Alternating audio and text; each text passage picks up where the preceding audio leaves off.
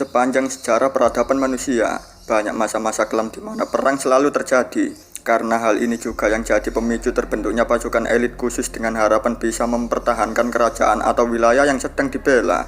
Bukan cuma zaman dulu saja, di zaman modern ini pun kita sering ngelihat perang. Bedanya, perang zaman sekarang itu lebih modern karena udah pakai peralatan canggih kayak mesin tempur, pesawat jet, tank dan lain-lain.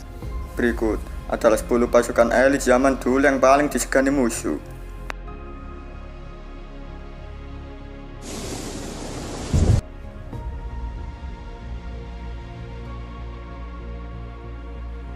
Pasukan Knights Templar merupakan ordo militer Kristen yang paling besar sekaligus terkuat. Mereka juga kadang disebut sebagai para perwira miskin Kristus dan Bait Salomo. Knights Templar dibentuk tahun 1119 oleh Hugh Defiance bersama 9 kesatria lainnya sehabis Perang Salib I di tahun 1096 yang bertujuan untuk membantu melindungi kerajaan Yerusalem dan untuk menjamin keamanan peziarah Eropa ke Yerusalem. Markas besar Knights Templar ada di Gunung Bait Suci yang sekarang dikenal dengan Dome of the Rock dekat Masjid Al-Aqsa.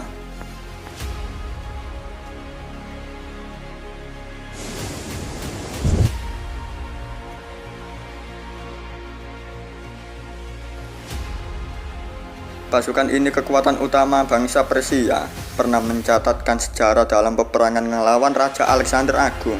FYI, penggunaan gajah dalam perang itu gak cuma bangsa Persia, tapi banyak kayak di daerah Mediterania, India, Sri Lanka, bahkan Eropa.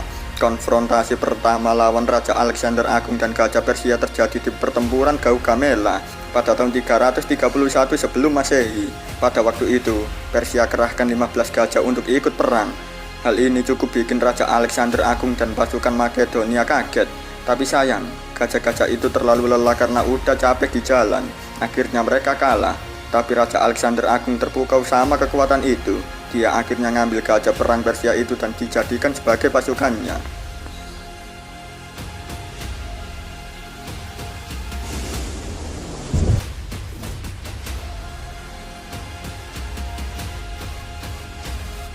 Huarang atau Pemuda Bunga merupakan institusi kaum muda yang berkembang di zaman Kerajaan Silla, satu dari 3 kerajaan besar Korea, dari abad 6 sampai abad ke-10.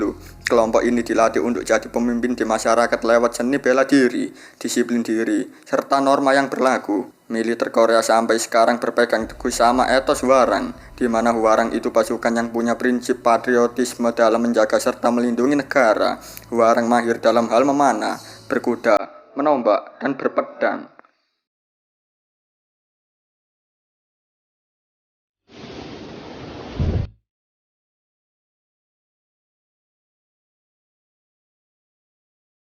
Egyptian War Chariot, ini kereta perang Mesir. Pertama kali diciptakan di Kanaan yang merupakan Fasal, negara bawahan dan taklukan kerajaan Mesir kuno. Pasukan Mesir pakai kereta ini sebagai pasukan penggempur terdepan untuk kacaukan pertahanan musuh, terutama saat pertama kali dipakai di Kanaan, tepatnya di pertempuran Megiddo, abad ke-15. Kekurangan kereta ini yaitu sangat rapuh, tetapi cukup lincah dan sulit untuk dibidik musuh. Pertempuran Megiddo sendiri berakhirnya dengan kemenangan Mesir serta gagalnya gerakan separatis di Kanaan.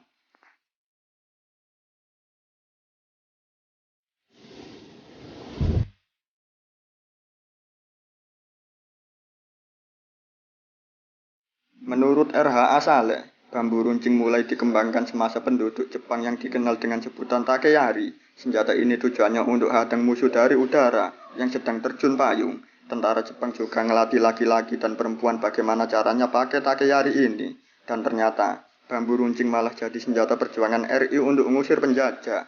Ada cerita lain yaitu awal dari bambu runcing yang bernama cucukan, dipelopori oleh seorang ulama besar dari Temanggung yaitu Kiai Haji Subki.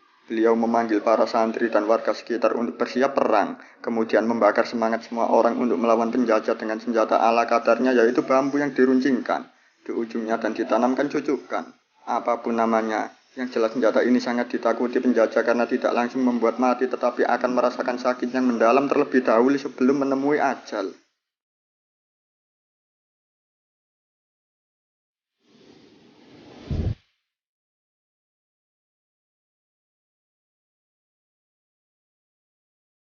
Gerobak sapi merupakan bentuk awal dari kereta perang. dibuat oleh orang India Eropa purba dan dipakai di Mesopotamia sejak 3000 sebelum Masehi, di Romawi kuno dan beberapa negara Mediterania kuno. Kereta perang dengan 2 kuda disebut biga, 3 kuda disebut triga, dan 4 kuda disebut quadriga. Dan Rome War Chariot salah satu mimpi buruh infanteri yang berhadapan dengan Romawi. Karena pasukan kereta kuda ini ada pedang tajam di roda yang berfungsi untuk memotong infanteri yang ada di sekitar kereta.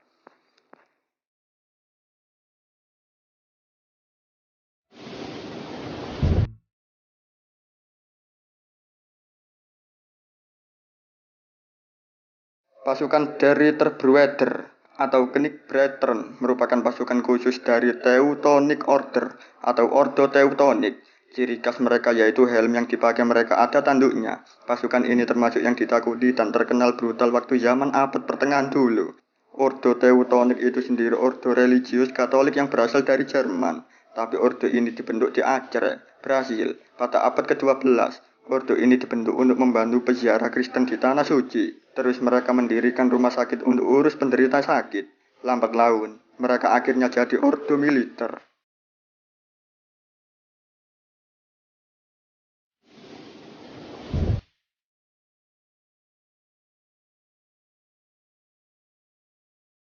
Sering disebut juga dengan nama katafrak. Ini pasukan berkuda yang cukup sulit dibunuh soalnya seluruh badan si penunggang dan kudanya pakai pakaian besi yang cukup kuat. Pasukan ini pasukan khusus dari bangsa-bangsa di sekitar Mediterania kayak Bizantium, Persia, Sasanid, dan Armenia. Istilah katafrak ini berasal dari Yunani kata fraktos, yang berarti tertutupi seluruhnya yang diterjemahkan jadi berzirah peni atau tertutupi dari segala arah.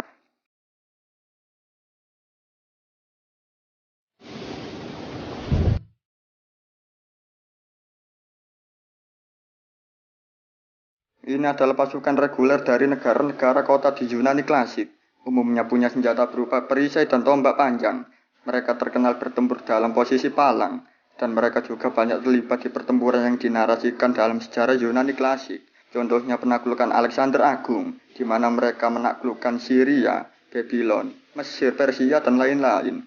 Naiknya reputasi kavaleri dalam pertempuran. Akhirnya gaya bertempur palang mereka ini mulai ditinggalkan. Posisi palang dinilai kaku. Terus bisa jadi bumerang untuk pasukan kavaleri yang bisa manuver cepat dan bikin lelah pasukan Hoplites di saat bertempur di dataran terbuka. Sehabis penaklukan Makedonia di abad ke-4 sebelum Masehi, Hoplites mulai ditinggalkan dan digantikan sama prajurit infanteri.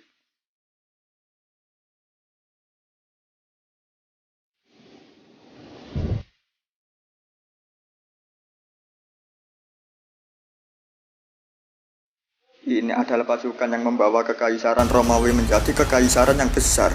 Senjata mereka baju zirah, perisai, helm besi, dan pedang. Pasukan ini digunakan Romawi untuk taklukan daerah-daerah di Germania, Britania, Spanyol, dan daerah-daerah Mediterania lainnya. Kalau praetorian pengawal khusus Kaisar Roma, pasukan ini gak dibolehkan ada di dekat kekaisaran.